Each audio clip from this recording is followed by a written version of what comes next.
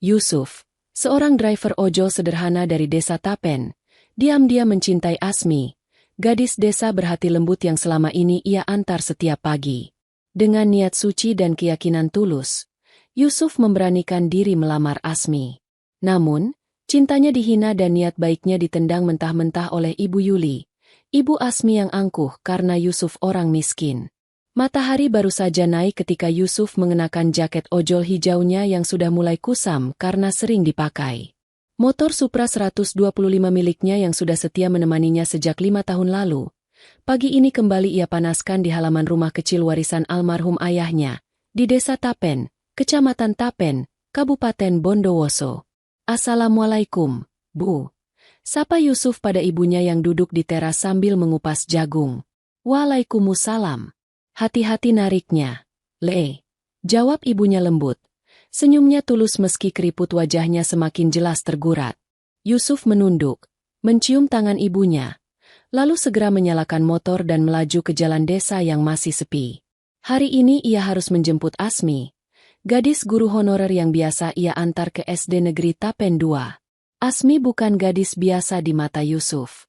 Ia lembut, sopan, dan selalu mengucapkan terima kasih dengan tatapan tulus setiap selesai turun dari motor. Yusuf tahu, hatinya mulai tumbuh sejak beberapa bulan lalu. Jam 6.30 tepat, Yusuf berhenti di depan rumah Asmi. Rumah permanen satu lantai dengan pagar besi biru itu tampak asri. Asmi sudah berdiri di depan pagar, mengenakan kerudung krem dan membawa tas berisi buku-buku pelajaran. "Pagi, Mas Yusuf," sapa Asmi. Senyum manis mengembang. "Pagi juga, Mbak Asmi. Ayo, langsung berangkat ya?" jawab Yusuf sembari merapikan spion motornya. Sepanjang jalan menuju sekolah, mereka berbicara ringan. Tentang murid-murid, tentang harga sembako yang naik, bahkan tentang mimpi kecil Asmi yang ingin membahagiakan ibunya. Tapi Yusuf hanya diam saat Asmi menyebut ibunya sangat selektif soal jodoh. Setelah mengantar Asmi, Yusuf kembali narik ke arah Pasar Tapen dan RSUD Dr. Koesnadi.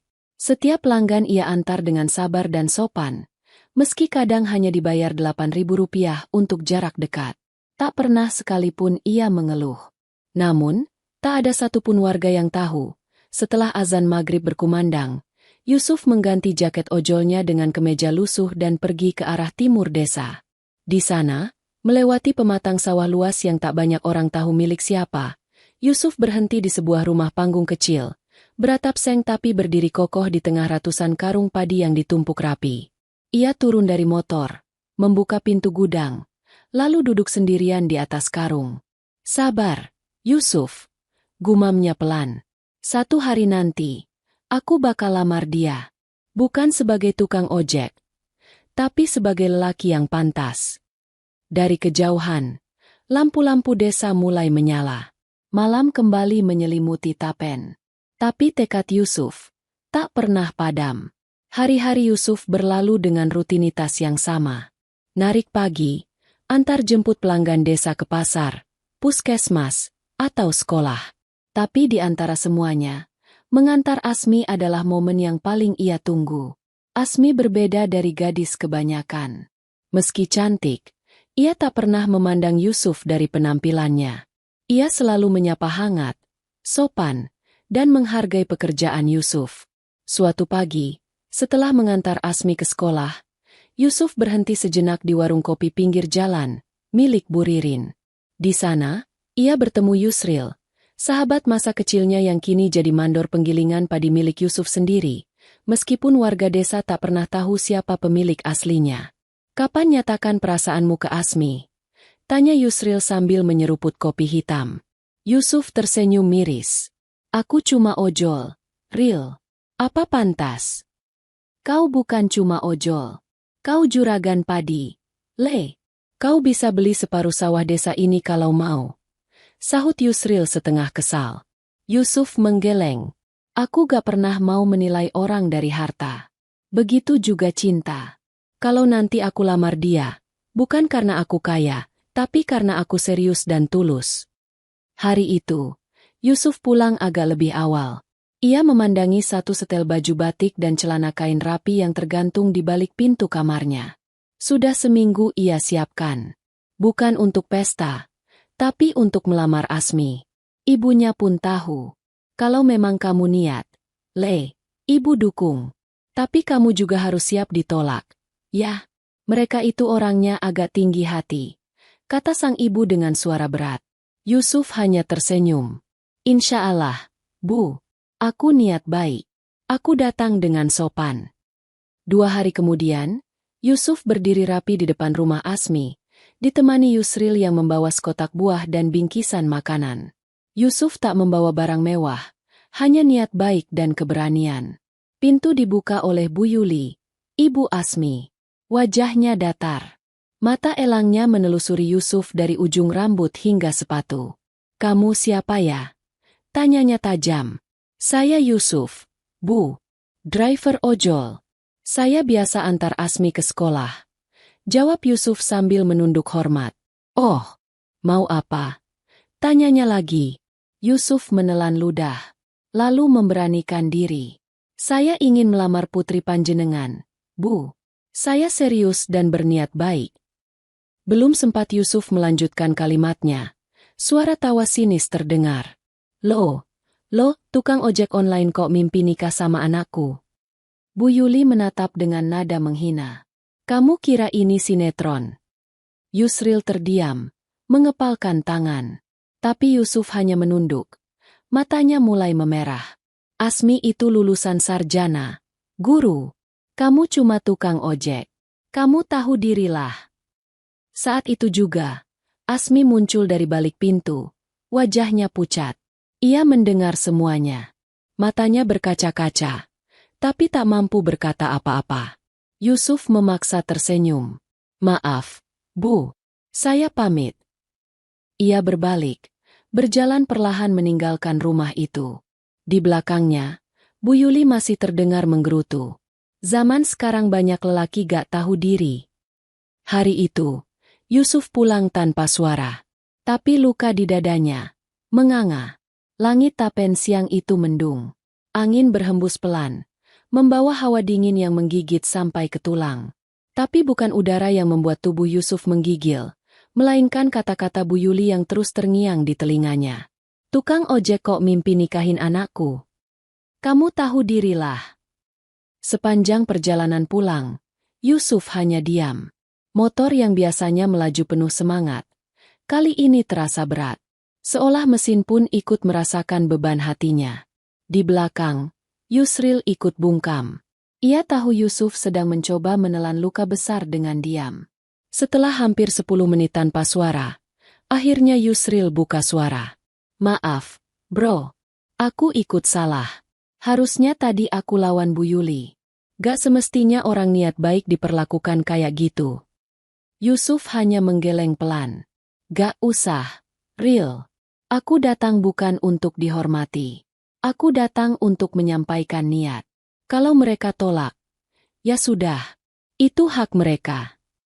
Sesampainya di rumah, Yusuf langsung masuk ke kamar.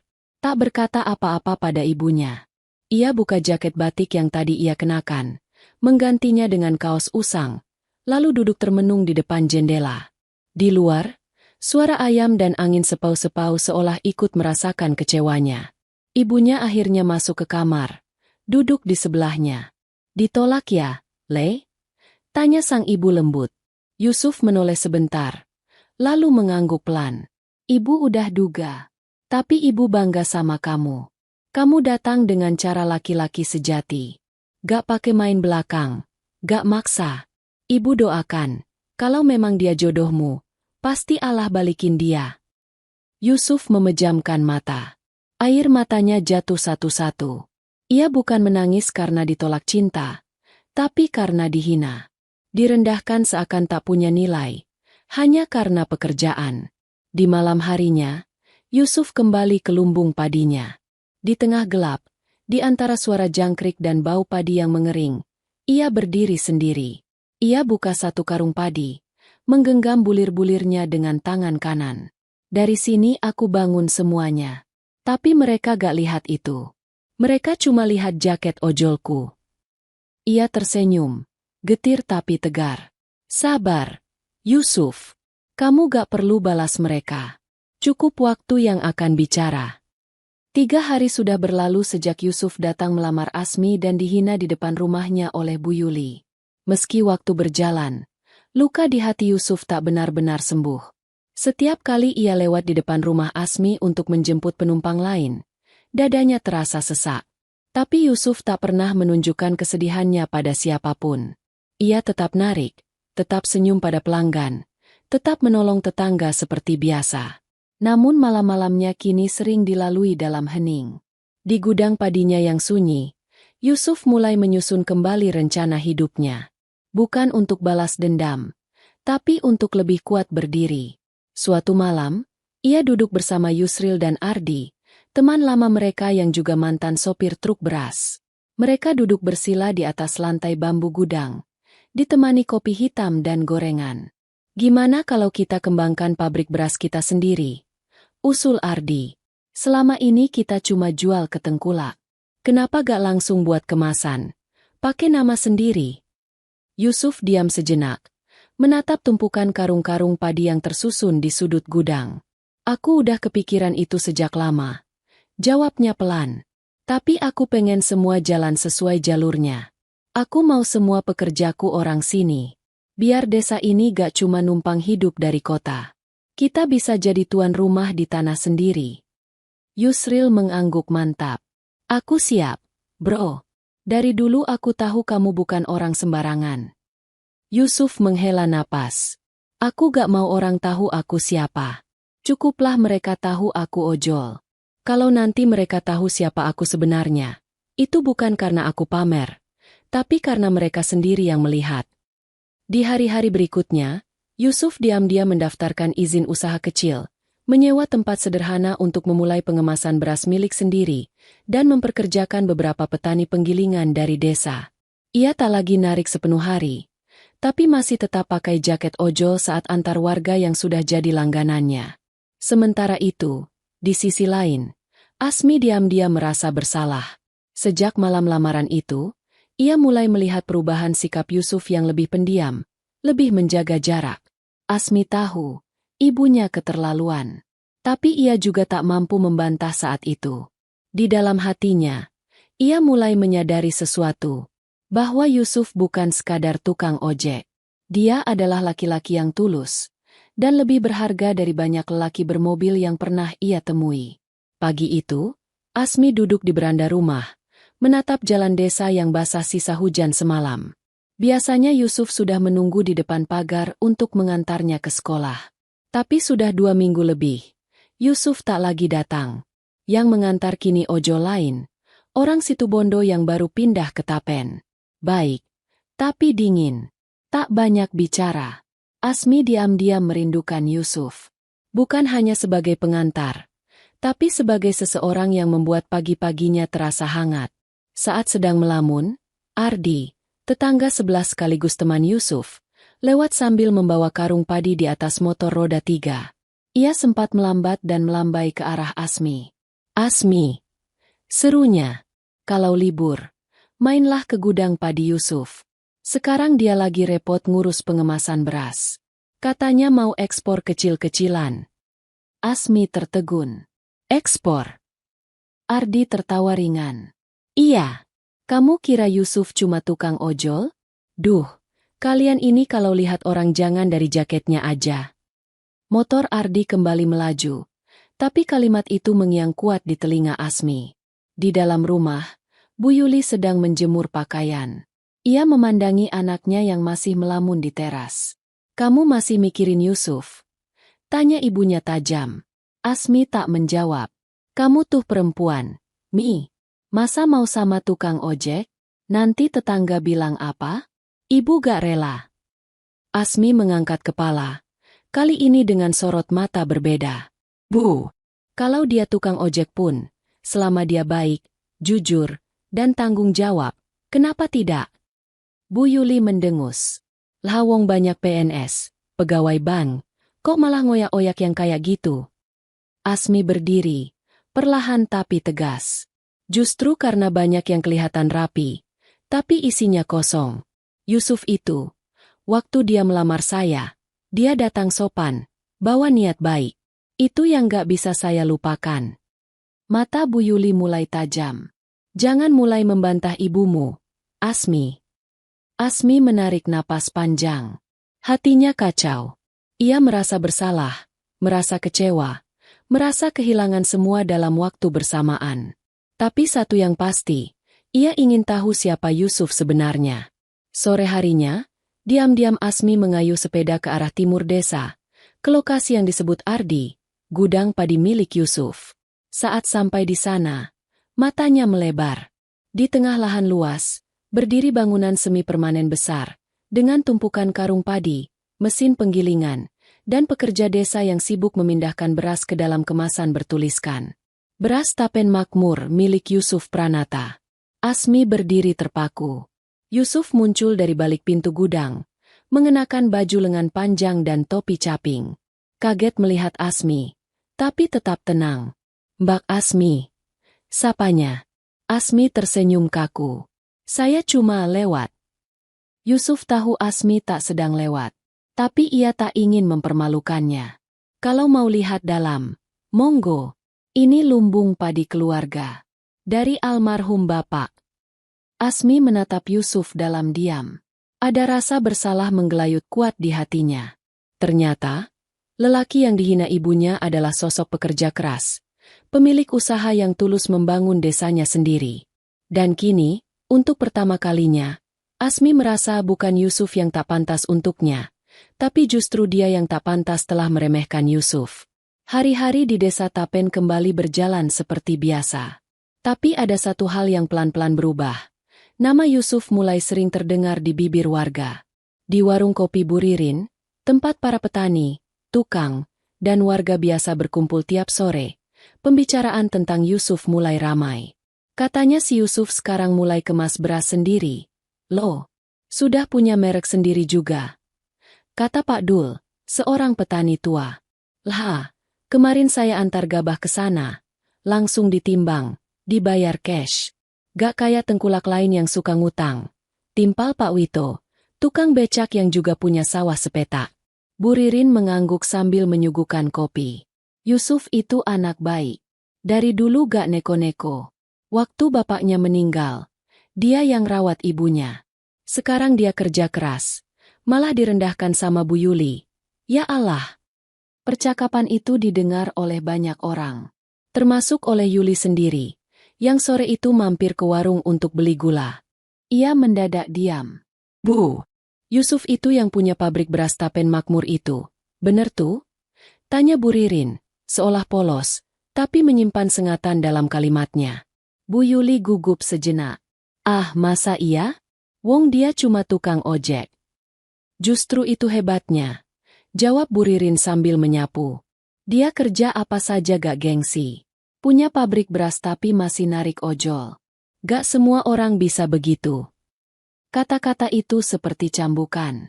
Bu Yuli pulang ke rumah dengan kepala panas, bukan karena marah pada orang lain, tapi pada dirinya sendiri. Ia mulai sadar bahwa selama ini ia menilai Yusuf dari kulit luarnya saja. Sementara itu, di gudang pengemasan beras, Yusuf tengah sibuk mengatur pengiriman beras ke Bondowoso kota. Ia tak tahu bahwa namanya sedang ramai dibicarakan. Di sela-sela kesibukan, Ardi menghampirinya.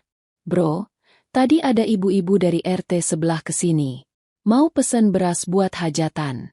Katanya sekarang beras kita rasanya paling pulen sedesa." Yusuf hanya tersenyum tipis.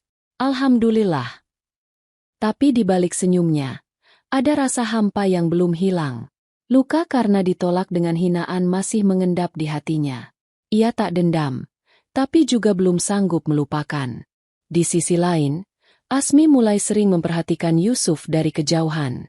Ia mulai sadar bahwa selama ini, Yusuf lebih dari sekadar ojol atau petani. Yusuf adalah laki-laki yang tahu arah hidup, yang berdiri dengan kedua kakinya sendiri, dan tetap rendah hati meski sebenarnya ia bisa saja menyombongkan apa yang ia punya. Dan di saat yang sama, Asmi mulai merasa takut. Takut kehilangan Yusuf selamanya. Sejak kabar tentang Yusuf sebagai juragan padi tersebar di desa, Bu Yuli merasa hari-harinya semakin berat. Setiap bertemu tetangga, Tatapan mereka seolah menghakiminya. Suara bisik-bisik tentang sikapnya dulu terhadap Yusuf menggema di setiap sudut desa. Di dapur rumahnya, Bu Yuli duduk termenung sambil mengaduk teh. Yuli, putrinya, duduk di sebelah, melihat ibunya dengan cemas. Ibu kenapa? Sejak tadi ibu diam terus. Tanya Yuli pelan. Bu Yuli menghela napas panjang. Ibu salah. Salah besar waktu merendahkan Yusuf. Tadi aku dengar cerita dari warung, dari tetangga, tentang dia yang sekarang. Dia bukan hanya tukang ojek biasa. Dia pria terhormat yang sudah membangun usaha besar untuk desa kita. Yuli memandang ibunya, lalu menggenggam tangan Bu Yuli. Ibu, Yusuf itu baik. Aku tahu itu. Aku hanya takut. Ibu marah karena aku pilih dia. Bu Yuli menunduk. Suaranya bergetar. Ibu malu. Nak, malu karena dulu aku buta. Hanya melihat status, bukan hati. Tapi, aku ingin memperbaiki semuanya. Aku ingin minta maaf pada Yusuf. Kalau dia mau mendengarkan. Malam itu, Bu Yuli memutuskan untuk pergi ke gudang padi Yusuf. Haturnya penuh rasa bersalah, dan keinginan kuat untuk menebus kesalahan. Saat sampai, Yusuf sedang mengecek mesin penggilingan. Ia terkejut melihat Bu Yuli datang. Bu Yuli, ada apa ibu kesini? Tanya Yusuf, suara tenang tapi penuh penasaran. Bu Yuli menunduk, lalu mengangkat wajahnya penuh penyesalan. Yusuf, aku datang bukan untuk menghakimi lagi. Aku ingin minta maaf. Aku salah menilai kamu hanya dari pekerjaanmu. Aku melihat sekarang kamu pria yang luar biasa. Yusuf terdiam sejenak, lalu tersenyum pelan. Bu Yuli, aku memaafkan ibu. Aku juga tak ingin dendam. Yang penting kita bisa mulai dari sekarang dengan baik. Bu Yuli terharu, air mata menetes di pipinya. Terima kasih, Yusuf. Terima kasih sudah memberi aku kesempatan. Di luar, bintang malam bersinar redup, seperti menyaksikan awal baru yang penuh harapan. Setelah pertemuan itu, suasana di antara Yusuf dan Bu Yuli mulai berubah. Tidak lagi dingin dan penuh jarak, tapi mulai ada penghormatan meski belum sepenuhnya hangat. Di sisi lain, Asmi yang mendengar kabar permintaan maaf ibunya pada Yusuf, merasa hatinya ikut ringan. Ia mulai memberanikan diri untuk kembali mendekat. Suatu sore, di halaman gudang padi, Asmi duduk bersama Yusuf. Angin berhembus lembut membawa aroma padi yang baru dipanen. Asmi, suara Yusuf lembut memecah keheningan. Aku tahu kamu ragu dulu. Tapi aku nggak pernah berhenti berharap kita bisa mulai lagi. Asmi menatap mata Yusuf. Ada kejujuran dan kesungguhan yang membuat hatinya bergetar. Aku juga, Yusuf. Aku minta maaf kalau selama ini aku membiarkan ibuku menghalangi. Aku sadar sekarang. Kamu bukan orang sembarangan. Kamu lebih dari itu. Yusuf tersenyum, lalu menggenggam tangan Asmi erat. Yang penting sekarang kita jalani bersama. Aku ingin buktikan bahwa aku bisa jadi laki-laki yang pantas buat kamu. Mereka berdua duduk bersandar di bawah pohon mangga tua, memandangi langit jingga senja. Di sanalah, mereka merajut kembali harapan yang pernah hampir pudar. Namun, bukan berarti semuanya mulus. Desa kecil Tapen masih penuh bisik-bisik dan tatapan penuh penilaian. Yusuf dan Asmi tahu, mereka harus siap menghadapi itu.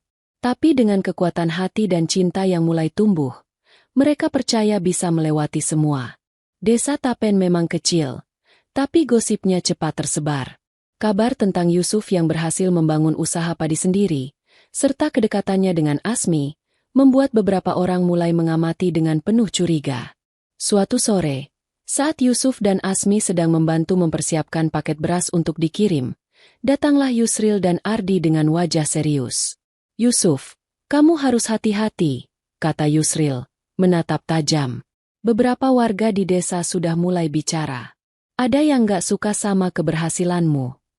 Ardi menambahkan, mereka iri, bro. Mereka gak suka ada yang dari bawah bisa lebih dari mereka. Yusuf mengangguk pelan. Aku sudah duga. Tapi aku gak mau ambil pusing. Aku kerja bukan buat mereka, tapi untuk keluarga dan desa. Di sisi lain, Bu Yuli yang kini mulai menerima Yusuf, juga mulai merasakan tekanan dari tetangga dan keluarganya sendiri. Beberapa kerabat mengingatkan agar ia menjaga jarak dengan Yusuf. Asmi pun merasakan beban itu. Saat di sekolah, beberapa teman mulai menjauh, memberi tatapan dingin. Mi, kamu yakin dengan Yusuf? Dengan latar belakang dia yang dulu? Tanya seorang teman dengan nada sinis. Asmi hanya menunduk, berusaha kuat. Ia tahu, cinta mereka akan diuji oleh banyak hal. Suatu malam, Yusuf dan Asmi duduk bersama di bawah langit penuh bintang. Yusuf memegang tangan Asmi erat. Kita pasti bisa melewati ini, Asmi. Aku percaya pada kita. Asmi mengangguk, meski hatinya masih ada rasa takut. Tapi di mata Yusuf, ia menemukan kekuatan untuk terus berjuang. Setelah kabar tentang Yusuf sebagai juragan padi tersebar, bukan hanya Bu Yuli dan tetangga yang mulai berubah pandangan. Banyak gadis di desa Tapen dan sekitarnya mulai melirik Yusuf dengan penuh perhatian. Sejak dulu, Yusuf memang dikenal sebagai sosok sederhana dan pekerja keras. Tapi kini, dengan status barunya sebagai juragan padi, tawaran melamar datang bertubi-tubi. Suatu sore, saat Yusuf sedang beristirahat di bawah pohon jati dekat gudang, Yusril dan Ardi datang membawa kabar. Bro, kamu nggak akan percaya. Beberapa gadis dari desa sebelah sampai kirim kabar mau melamar kamu, kata Yusril sambil tertawa. Ardi menimpali. Bahkan ada yang dari kota kecil juga nyari-nyari kamu. Katanya pengen hidup enak sama juragan padi. Yusuf hanya tersenyum tipis, tanpa ekspresi berlebihan. Aku cuma fokus ke Asmi. Aku gak mau tergoda dengan hal-hal yang bisa bikin aku lupa tujuan. Yusril terkekeh. Kamu memang beda. Bro, gak banyak yang kuat nolak tawaran kayak gitu. Namun, di balik sikap tenangnya, Yusuf menyimpan kegelisahan. Ia tahu betapa berat mempertahankan hubungan dengan Asmi di tengah godaan dan tekanan. Di sisi lain, Asmi mendengar kabar tentang gadis-gadis yang mendekati Yusuf. Hatinya bergetar. Ada rasa takut dan cemburu yang tiba-tiba muncul. Suatu malam, Asmi mengungkapkan kekhawatirannya kepada Yusuf. Yusuf, aku takut kehilangan kamu. Sekarang kamu jadi sosok yang banyak diincar. Aku nggak mau kamu tergoda. Yusuf menggenggam tangan Asmi erat. Aku janji, Asmi, aku hanya untuk kamu. Semua itu cuma angin lalu. Namun, bukan hanya godaan dari luar yang harus mereka hadapi. Bu Yuli pun masih menyimpan kegelisahan. Takut sejarah kelam penolakan dulu terulang lagi. Setelah sekian lama jarang bertemu, akhirnya Yusuf dan Asmi punya waktu untuk duduk bersama di sebuah warung kecil di tepi desa Tapen. Suasana senja menyelimuti, menambah hangat pertemuan mereka.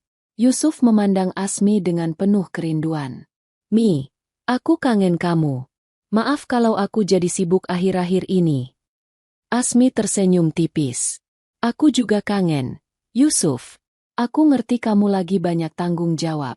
Tapi aku berharap kita tetap bisa luangkan waktu. Percakapan mereka hangat, tapi di balik itu ada kekhawatiran tersimpan. Saat itu, Ardi datang membawa kabar tentang ekspansi usaha Yusuf yang mulai mendapatkan perhatian dari pasar luar desa. Yusuf, kamu harus siap. Ini peluang besar, tapi juga tantangan berat, kata Ardi. Yusuf mengangguk mantap. Aku siap. Tapi aku gak mau perjuanganku ini mengorbankan hubungan kita. Asmi menggenggam tangan Yusuf erat.